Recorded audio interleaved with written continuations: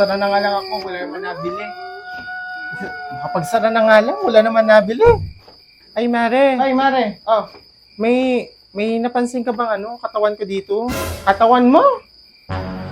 Hindi ko kasi makita yung katawan ko, babe. Baka umagahin ako. Delikado. Ayoko na mag-overtime. Parang tinatamad ako matumal eh. Wala akong mabiktimang buntis ngayon. Na-miss, please mo? Ay hala, bahala ka. Baka mamaya napagsamantalahan na yun.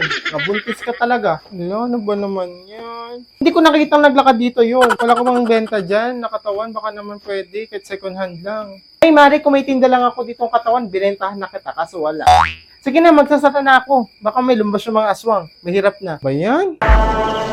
Hindi tayo manananggal. Dahil hindi kayo titigilan ng manananggal. Ay, may nakita kayo dito ang katawan. Yung katawan ko yung kalahati. Ano po yun? Solve ko naman. Ay, wala po kami nakita. Wala. Nanonood kami ng mga aswang. Hindi po namin napansin. Hindi ko na alam kung nasaan. Wala po. Sige na, tuloy nyo na yung panonood ng aswang. Hindi naman yung totoo. Kayo, naniniwala kayo sa aswang-aswang. Hindi naman yung totoo. Yung mga napapanood nyo sa TV, hindi yan totoo. Mabobo kayo. Sige na, alis na ako.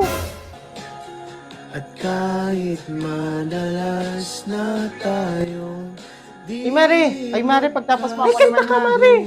Ay, sandali lang ha. Kakantalagay ko lang yung kanta ko. Patapos naman na si Lito eh. Lalasing na. Nasaan yung katawan ko dito? Sige, kakantahin ko ay yun sa Curly Whisper. So, Curly Whisper. Ayan. Mare, ikaw na.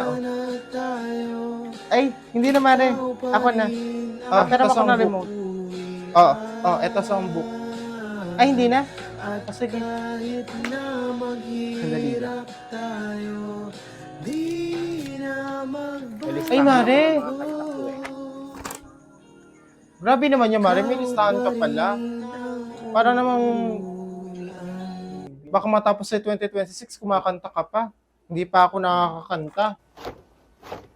Ay, Mare! Ay, si Belinda. Uy, bakit?